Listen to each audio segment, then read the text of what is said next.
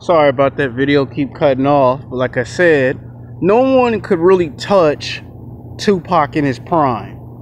Tupac in his prime was like one of the best rap artists. So let's start this video over because the other two cut off and I want to make sure it's all in one video. Tupac started his rap career in 1987. Now it wasn't until 1988 and 1989 when he hooked up with Digital Underground Digital, that he got his start. Now you know that rap song, "There goes the same song, dun dun dun dun dun dun, there goes the same song. Women used to diss me, now they write love letters because now they miss me." Well, he got his start with that. And then some time later, Tupac didn't really break away from the group, but he got his own album. Remember Tupacalypse? Well, Tupac did that. And then there were songs like Brenda's Got a Baby, you know, The Battle of a Dead Soldier. And then that song where Tupac had two songs about death. You know, Fear, you know, about being reincarnated. My Ambitions as a Rider. Those were some classic Tupac songs. And then, of course, by 1991, 1992, he became by far the most selling album, period. I mean, Tupac was doing movies, television shows, TV talk shows. You know, he had a chance to share a kiss with Janet Jackson. Not too many people get to do that in their rap career, you know. And Tupac even, you know, got to hook up with Notorious B.I.G., whose real name is Christopher Wallace. And they did some songs together on an album that never got released. And by this time period, Tupac got set up and got shot in 1993, and he managed to survive that. There was the rape charges, there was the sexual assault, and for almost 3 years, the man was in jail. And here's Notorious B.I.G. making songs about the man, like "Who Shot You?" And for almost 2 to 3 years, you can't even get out of jail and get payback on your best friend for clowning you on the mic. You know, it's supposed to be your best friend, your road dog, and you getting clowns. Now, when he does get out of jail, he hooks up with Dr. Dre, arguably one of the greatest music producers of all times. You know, he does California Love. You know, him and Dr. Dre share Ain't Nothing But a Gangster Party. You know, it's Dre's beat, but Tupac writes his own lyrics. And this right here showed that Tupac don't need music producers to write his own songs. He can write his own songs. He can produce his own tracks. And that's what Tupac was basically doing in this time period. And in fact, Tupac decided to take it one step further, that songs like California Love and Ain't Nothing But a Gangster Party were just songs that were going to build up to the ultimate climax of him making Hit 'Em Up Part 1 and Part 2 of dissing Notorious B.I.G. You know, there's that story of him messing with Faith Evans, you know, trying to get inside the mind of Christopher Wallace to drive him insane. You know, Tupac had made some classic songs by this point. But, like always, we always have this thing that we call circumstances. When Tupac created the West Coast versus East Coast rivalry, you know, it's either you take Death Row or if you take Bad Boy Records. And Tupac created this element where he wanted to do his own thing, so they created Death Row East. And Death Row East was so he could do his own thing. By this time period, Tupac showed that he was good. And see, here's the thing. In Tupac's prime, could nobody touch Tupac in his prime? I mean, there were maybe 2 or 3 rappers on the West Coast that could match his style and his skill. He could rhyme because he was good at rhyming. He could do poetry. He would kill you on the mic if it was rhyming. If you needed him to be a lyricist, he would kill you when it comes to being a lyricist. If you wanted to just do freestyle battle rap, he'd murder you by doing freestyle battle rap. Tupac used to do all of that in Baltimore. He did that in New York City. And when he got to Los Angeles, he still was doing it. So Tupac could just come out with any style and murder you. And then, of course, Tupac never went to sleep. This man would go into a studio and drop 20 songs in 24 hours. And then the next day turn around and drop another 20 damn songs and have 2 albums in 1 year. It was unheard of to have a rapper in the history of the music industry come in this bitch and grind out 20 damn songs on 1 album, turn around and drop another 20 something. So anywhere between 40 to possibly 50 songs if you combine both albums. So when we heard the rumor in the 1990s that he did 2 albums in 1 year and they're almost 100 songs, that got us thinking Tupac worked his ass off. Tupac would smoke and drink and still do songs. While other rappers drop 2 or 3 songs and be done in 4 hours, Tupac spent the whole entire 24 hours doing 20 songs and then turn around the very next day and drop another 20 damn songs. And people be scratching their head like, does Tupac ever sleep? Does this man ever take a break? Tupac has so much energy, he can get on stage and the man could just be going back and forth, back and forth. The man would rap in the shower, rap in the restroom. He could be in the studio booth rapping. And Tupac would be rapping before he even get to the damn show. So he stayed in Tupac mode. He stayed ready to get on the stage. Now, tragically and disappointingly, it all came to an end in 1996. You know, September 1996. Las Vegas, 1996. You know, getting shot, you know, a whole bunch of times. And even after his death, he still had maybe 5, maybe 6, 7, 8 unreleased albums that he had done prior to his death. And you see, that's where the legend of Tupac continued. Even to this day, you got generations who never grew up listening to his music. They're wearing his t-shirts. They've got hats. They've got caps. They've got jackets. They've got sweaters. They've got all his albums. They know the words to all his songs.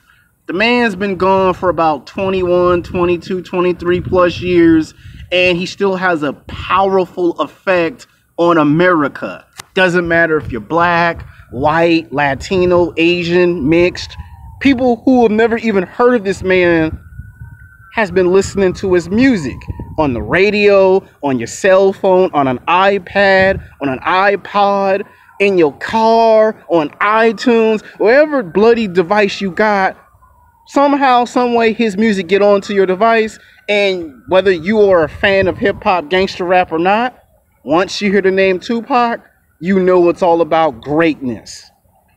Now that I told you about the great Tupac Shakur, let's get on to Lil Wayne. Now, Lil Wayne got his start in 1993, 1994, at the age of 12 years old.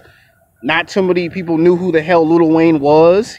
He lived in New Orleans. And he hooked up with a guy named Baby Sam Williams or something like that, a.k.a. Baby, a.k.a. Birdman. And Cash Money Records was born. You know, he was the youngest hip-hop star they had ever seen. You know, LL Cool J at that time was the youngest to get signed to a rap label. And Lil Wayne was maybe 1 to 2 years a little bit younger than LL Cool J, who, by the way, I will have LL in a future video. So, yeah, LL will be in this series. DMX will be in this series. Snoop will be in this series. Marlon Manson, Rob Zombie, Korn, Saliva, Disturbed. All those people are going to be in this series, so chill out. Your favorite artist might pop up in my series. 10 to 11 videos. 1 video at a time, America. 1 video at a time. So anyway, Lil Wayne hooks up, and he gets with who? Cash Money Records. You know, Juvenile, you know, BG, Young Turk. There was a guy named Slim, and they created Cash Money Records. And the rest, as they say, is history. Now, he started off being a freestyle rapper, and then he transitioned into a lyricist rapper. And then it wasn't until 1999 that he outshined the whole group. And by 2001, he became by far the most interesting rapper of the decade. You know, he just came in at a point where there was nobody else. You know, 50 Cent was, 50 Cent popped up on the scene, but Lil Wayne was the man. And by 2004, he had hot-ass songs that people nod their head. You know, Fireman, Lollipop, Pop Bottles. You know, let's not forget he made a song about cough syrup. Yeah, he made songs about Jesus, and he made songs about weed. And a lot of people just have this huge fascination for Lil Wayne. I mean, the guy's popped out 6 albums, 5 of them are the Carter, and each one went platinum, triple platinum before anybody even heard the songs on the radio. He had already was rich, and now he's 10 times richer. Or, well, he ain't broke and he ain't lost a whole lot of money because he's been in television shows, he's been in small movie roles, and he does go to the basketball games, the football games, and people seem to like Lil Wayne. You know, they even made him into a cartoon character, a couple of episodes of South Park, and you know, stuff like that. But he's popular and well known, and people seem to love them some Lil Wayne. Now, on the other hand, I like Lil Wayne when he first started out. You know, the last 3 albums he put out, I wasn't really feeling those last 3 albums. You know, after he did the Carter 1 and the Carter 2, and he kind of decided he wanted to go into radio play direction. That's what they call it, radio play. You know, I wasn't really feeling the game. I wasn't really feeling him as much. And then he started coming out with all these funny different songs. Now, he did succeed where Tupac didn't get the chance. He did get his own record label, Young Money Records, where he got to sign Nicki Minaj. He got to have Drake. And you could see the comparison between their styles. Now, he's still by far is the best rapper out of all of them. Now, let's get to the compare and contrast. Who really is better and why? Tupac, in his prime, there isn't anyone that can touch Tupac. Ice Cube can come close. Snoop could come close to that magnitude. But there really wasn't anyone that could really beat Tupac. And if there was, it could end in a tie. I mean, Tupac in his prime, you're not going to find someone in the studios that can drop 20 songs, turn around 24 hours later and drop another 20 songs, and then by the end of the week give you damn near 50 damn songs, if not 100. Like, Tupac would be trying to make 2 albums or 4 albums in a month if you let him. There were times where Suge Knight had to like look at Tupac and go, let's go to the nightclub, man, you work too much. Lil Wayne was someone that would drop maybe 2, 3, 4 songs in 3 hours and his album was finished. And then maybe 4 months later, Lil Wayne be back in the studio and drop another 5 albums and his album was finished. So who's really better? Tupac? You're not going to find somebody like Tupac. Like, to find a Tupac, it'd be like damn near 50 years before you find another Tupac. And even then, you won't find another Tupac. Lil Wayne, you could find plenty of artists like Lil Wayne. Like, people compare Drake. There's 2 Chainz. There's Wiz Khalifa. They all are, I don't want to say imitation knockoffs of Lil Wayne, but they're all another version of Lil Wayne. Tupac, it is hard for you to find you another Tupac. Like, no matter how hard you try, you can't find you a Tupac. Lil Wayne, you can find plenty of Lil Waynes. So I would say by a huge margin, and I know a lot of Lil Wayne fans are probably going to dumb down this video and shit, and I know a lot of Tupac fans going to come into the comment section and defend this video. Tupac, by a big margin, still beats and edge out Lil Wayne. Even if you took Tupac from the 90s and you dropped Tupac into 2000, he would do the same exact thing tenfold. I mean, with Tupac didn't just become good. Tupac took average rappers and made them better than anyone could ever make them. Lil Wayne has done that with some artists, but unfortunately, what I just said, you can find plenty of Lil Waynes. Tupac, you can only find one Tupac. So this is the first episode of my series. I apologize, the bloody video is way too long, but I made the video for a reason. It's the first episode. Usually the first episode's usually difficult. Until next time, peace.